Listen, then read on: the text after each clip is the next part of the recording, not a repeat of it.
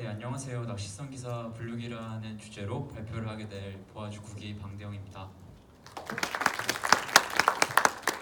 네, 일단 저희는요, 개요, 데이터 설명, 피처를 어떻게 추출했는지, 그리고 어떤 방식으로 모델링을 했는지, 그리고 마지막에 한계점이랑 결론, 그리고 활용관 쪽으로 이 방향으로 발표를 하도록 하겠습니다. 먼저 사실 최근에 드루킹과 관련해서 뉴스 서비스 포맷 자체에 대한 문제가 되게 많이 이슈화 됐었잖아요. 근데 사실 저희도 느끼기에는 낚시성 기사도 되게 중요한 문제점이라고 생각을 했거든요.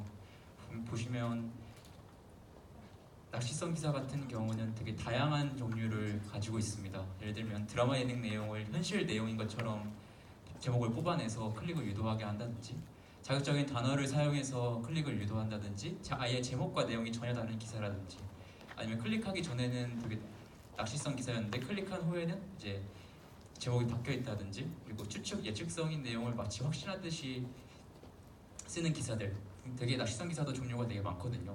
보면은 옆에 이 낚시성 기사는 좀 유명한 낚시성 기사인데, 아이유가 마치 뭐 바트는 좋은 사람이야라고 말했는데 알고 보니까 축구 선수 안드레 아이유였던 거, 이런 식으로 이제 낚시성 기사가 되게 많이 등장하고 있습니다.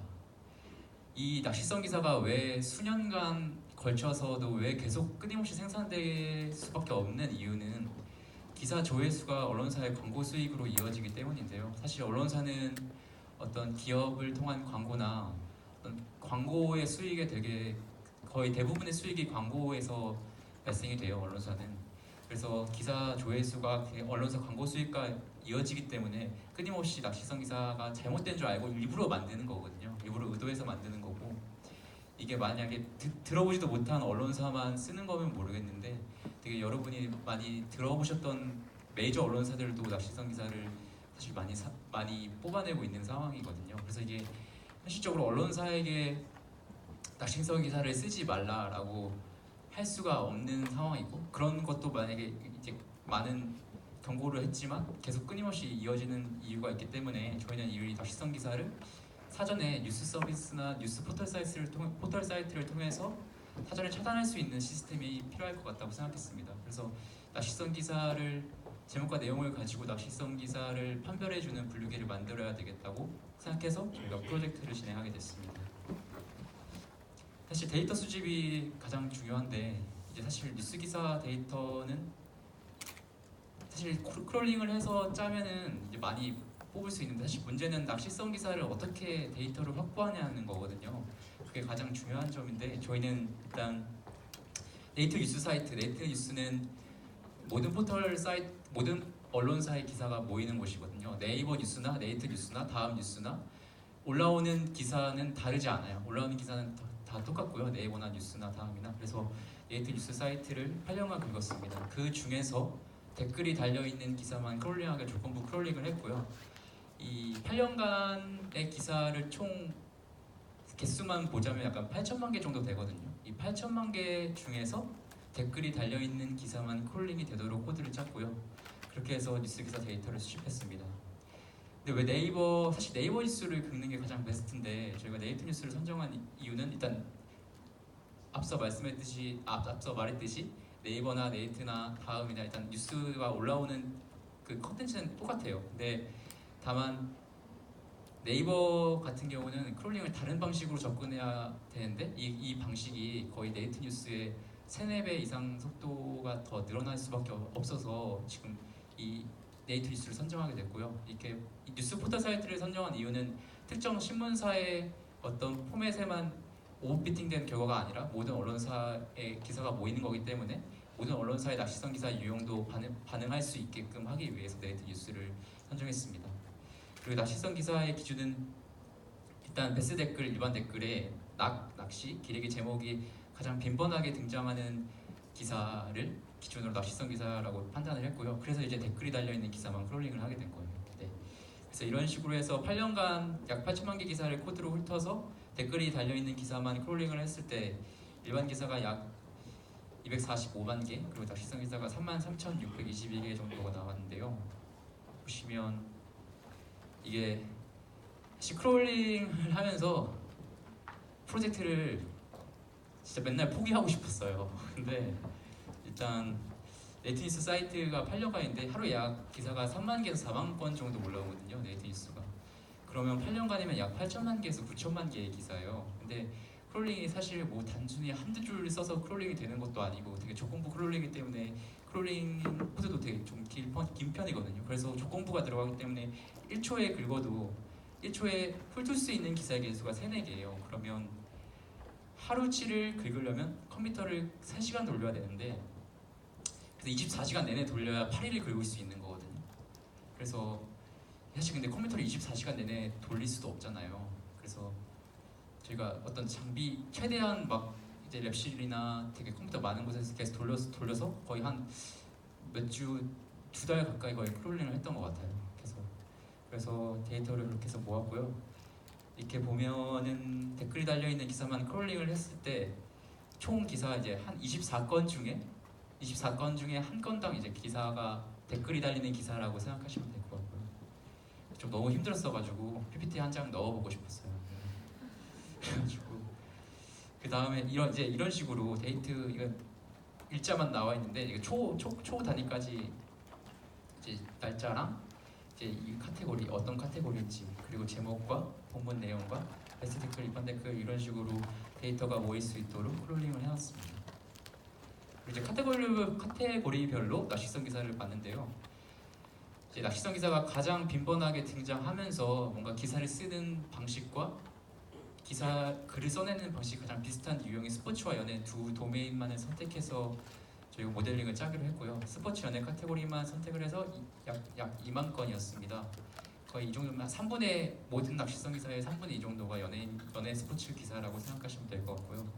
그런데 저희가 이렇게 베스트 댓글과 이번 댓글에 낚시 기레기 제목이 등장할지라도 낚시성 기사가 충분히 아닐 수 있거든요. 실제로 아닌 것도 많고 정말 낚시 기사인 경우도 있어요. 그래서 기사를 이 2만 건을 가지고 저희가 기사를 직접 보면서 낚시성 기사를 체크를 했고요. 그래서 실제 낚시성 기사가 절반 정도, 10,000건 정도를 저희가 데이터를 모았습니다. 그래서 일반 기사 10,000건과 낚시성 기사 10,000건의 데이터셋을 확보했고요. 그리고 이제 사실 텍스트 마이닝을 할 때 가장 중요한 건 특히 한글은 전처리가 저는 되게 중요하다고 생각하거든요. 그래서 전처리 불필요한 텍스트를 제거하고 형태 속을 분석을 하고 품사 제거하라 하고 어간화하고 이런 전처리 과정을 또 꽤 오래 걸렸던 것 같아요. 전처리 과정을 다 하고 이제 피처 뽑기 직전까지 데이터셋을 확보했습니다. 그래서 이제 피처 추출인데요. 저희가 어떤 피처를 뽑아야 될까 되게 많이 고민했었는데 일단 제목과 본문의 일치도가 먼저고요. 이건 단순히 단어로 비교했습니다. 제목 단어가 본문에도 등장하는가로 봤을 때 일반 기사는 오히려 일치도가 더 높다고 나왔고요.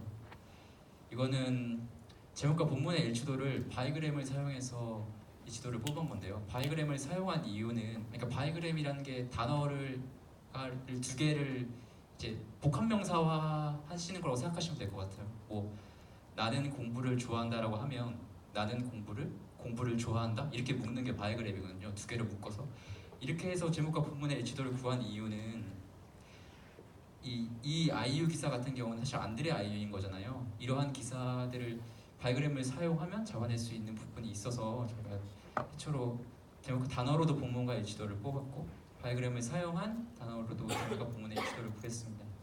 그리고 본문의 단어 수 일반 기사가 훨씬 많았고요. 본문의 문장 수도 많았습니다. 그리고 특히 말줄임표나 물음표, 느낌표 같은 경우가 낚시성 기사에서 유독 많이 등장했고요. 그리고 선정적인 단어 사용 빈도, 뭐 충격, 경악, 파격, 막 이런 유의 이것도 낚시성 기사의 한 종류거든요. 충격, 파격 이런 식으로 써서 딱 들어오게끔 하는 거. 그 종류의 낚시성 기사를 잡아내기 위해서 이 피처를 골랐고요.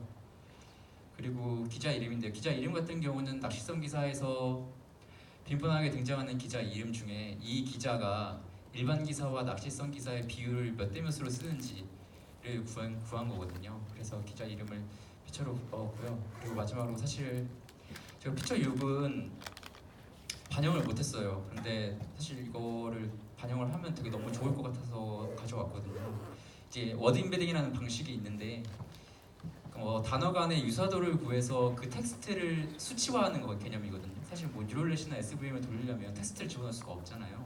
수치화된 데이터를 집어넣어야 되는데 이 텍스트를 단어 간 유사도, 단어나 문장 간 유사도를 통해서 수치화시켜서 이거를 벡터의 공간으로 담는 게 인베딩 방식이거든요. 제가 알고리즘을 너무 깊게 설명하면 너무 오래 걸릴 것 같아서 이렇게 짧게 설명하겠습니다. 그리고 이게 워드 인베딩 같은 경우는 기존의 형태소 분석 같은 경우는 사전이 다 구축이 돼 있거든요. 근데 이제 학습하는 데이터의 양이 곧 이 닥터백의 사전이 되는 거예요. 예를 들어서 학습하는 데이터에 사과라는 데이터가 없으면 여기에는 사과라는 데이터를 인식하지 못하는 구조인 거죠. 그래서 예를 들어 유사도 분석을 워드 인베딩을 하고 유사도 분석을 할 시에 예를 들면 보통 기존 사전 같은 경우는 뭐 사과랑 당연히 풋사과랑 비슷하게 뽑겠지만 만약에 학습하는 데이터가 곧 사전이 되기 때문에 학습하는 데이터 내에서는 뭐 사과가 마법다라는 게 많이 빈번하게 등장한다면 닥터백을 학습했을 때는 사과랑 유사한 단어는 마법다 이런 식으로 뽑아내는 방식이거든요. 그래서 닥터백의 성능은 곧 데이터의 양과 파라미터 조절도 중요하지만 데이터의 양과 밀접하게 관련이 있었습니다. 그래서 사실 이게 워드투백과 닥터백 두 가지, 그러니까 여러 가지 모델이 있어요. 워드 인베딩도. 근데 저희는 닥터백을 사용했고요.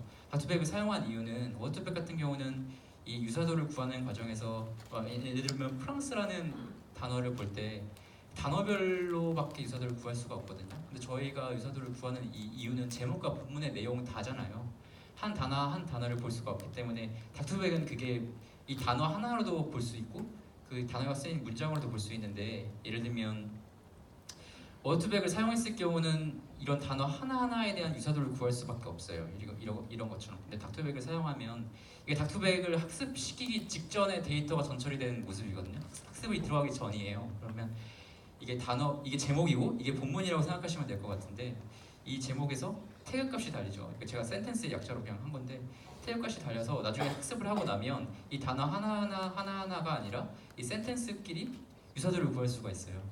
그래서 본문과 제목의 유사도를 구하기 위해서 이 워드 인베딩 방식이 실제로 그 대학교 연구소나 해외 논문에서 되게 많이 사용하거든요. 어떤 그 분석을 하기 위해서. 그래서 저희가 문장과 유사도가 분석이 가능한 닥터백을 사용하려고 했는데 사실 데이터 양이 되게 중요하다 보니까 2만 개 데이터를 가지고 닥터백을 학습한 경우는 사실 정확도가 없다고 보시면 되거든요. 근데 이제 보통 해외 논문이나 다른 한국에서 이제 한글로 하신 닥터백을 사용하신 분들을 보면 보통 몇백만 개 단위로 학습을 하세요. 근데 저희는 이제 2만 개의 데이터를 닥터백을 돌리는 것만 해도 사실 2시간이 걸리거든요. 근데 200만 개를 데이터를 학습해서 구하기에는 저희가 계속 파라미터 값도 변화하면서 되게 비교를 해봐야 여러 번 돌려야 되기 때문에 제가 장비나 시간적으로 한계가 있더라고요. 그래서 사실 이 부분은 꼭 뽑아내서 피처를 뽑아내고 싶었는데 피처를 뽑아내지 못해서 좀 아쉽고요. 코드는 다 구현이 돼 있는데 좀 그런 한계를 나중에 할 수 있는 기회가 있다면 환경이 된다면 꼭 해보고 싶습니다. 그래서 저희가 이런 식으로 타이틀, 컨텐츠 후학쓰는 낚시성 기사면 1 아니면 0으로 했고요. 이렇게 피처 값을 해당 피처 값으로 피처를 뽑았습니다. 그래서 이제 피처를 뽑았으니까 모델링을 해야 되잖아요. 저희가 그래서 일단 모델링은 일반 기사와 낚시성 기사 1대1 비율로 했고요. 트레인 데이터 한 80%를 쓰고 이제 테스트 데이터는 20%를 썼습니다. 이제 하나는 나이브 베이지인데요. 나이브 베이지 중에서도 가우시안 나이브 베이지 썼을 때 정확도는 일반 기사랑 낚시성 기사 둘 다를 기준으로 얼마나 디텍팅을 해내느냐의 확률을 보시면 될 것 같고요.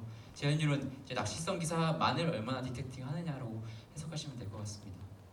나이브 베이지 같은 경우는 이 정도의 정확도와 재현율이 나왔고요. SVM을 사용했을 때는 이제 코스트와 걸맞과 파라미터를 조절할 때마다 조금씩 변했어요. 근데 저희는 이 첫 번째 것들이 가장 정확도와 재현율의 밸런스에서 가장 좋은 것 같아서 이제 파라미터 변할 때마다 정확도와 재현율을 구해봤고요. 마지막으로 듀얼렛을 사용했을 때 듀얼렛의 뭐 에폭이나 기타 파라미터는 사실 다 디폴트로 해놓고 히든 레이어 개수만 좀 조절하면서 구해봤습니다. 그래서 정확도랑 재현율 83, 87%, 84, 83%가 나왔습니다. 그래서 저희가 여기까지가 저희가 이제 정확도랑 재현율 거기서 모델링까지 결과를 내봤고요. 사실 저희가 90% 이상으로 높이고 싶었는데 그렇게는 못해서 엑셀런트 모델은 아니지만 나쁘지 않은 모델이라고 저는 생각하고 있습니다. 사실 이거를 정확도와 재현율에서 구해서 끝나는 게 아니라 좀 파이키트나 기타 프로그램을 통해서 앱이나 어떤 GUI와 해서 실제 제목과 본문의 내용을 입력했을 때 판별해주는 프로그램까지 좀 개발해보고 싶었는데 저희가 일단은 모델의 성능을 올리는 데가 가장 중요하다고 판단이 돼서 저희가 피처랑 모델링 방식에 열중을 해서 좀 아쉬워요. 그래서 좀 이 프로그램까지 어떻게 개발할 수 있다면 되게 좋을 것 같다고 생각했고요. 그리고 사실 다투백을 구현하지 못한 부분이 제일 아쉬운 것 같아요. 정말 어떤 장비나 환경이 된다면 훨씬 다투백을 사용하면 정밀한 모델이 구현이 가능할 수 있을 거라고 생각했고요. 사실 피처 5 부분은 모델 성능 유지 부분에서 사실 어려운 부분이 많아요. 기자 이름 같은 경우는 변동될 수 있는 부분들이 되게 많으니까 모델 성능 유지가 되게 어려운 부분이거든요. 그래서 사실 이 부분은 저희가 단점으로 보고 있고요. 그래서 이 부분을 이제 닥터백을 통해서 보완했으면 더 좋은 모델이 될 수 있을 거라고 생각했습니다. 그리고 저희가 활용 방안인데요. 기존 포털 사이트에서 뉴스 서비스에 적용을 했으면 좋겠다고 생각했는데 사실 저는 네이버나 다음, 네이트가 기술력이 없어서 이걸 안 했다고 생각 안 하거든요. 충분히 기술력이 있는데 일단 이슈와 공론화가 되진 않았으니까 사실 이번에 드루킹 사건과 관련해서 뭐 댓글 이제 기사를 일링크 방식으로 아웃링크 방식으로 한 것도 사실 이슈화가 됐기 때문에 바꾼 부분이 있거든요. 그래서 좀 낚시성 기사도 이슈화가 되면 좀 할 수 있지 않을까라고 생각했고요. 두 번째는 아니면 포털 사이트에서 프리미엄 서비스로 제공할 수도 있고 제공하면 좀 좋겠다고 생각했어요. 저희 위키수에 악성 댓글을 분류하는 시스템을 만든 그 프로젝트 발표를 하는 분이 있거든요. 이 악성 댓글 분류 시스템과 낚시성 기사 분류기를 활용해서 그러니까 유튜브 레드처럼 유튜브 레드 같은 경우는 월 정액제로 이제 광고가 안 나오고 이제 화면을 꺼도 노래가 나올 수 있게 하잖아요. 그런 것처럼 이제 월 정액제로 하고 아이디로 로그인을 하면 악성 댓글이나 낚시성 기사 혹은 낚시성 게시글이 블라인드 되거나 차단될 수 있는 약간 프리미엄 서비스를 제공하면 좋을 것 같다는 생각을 했습니다. 감사합니다. 그럼 마치겠습니다.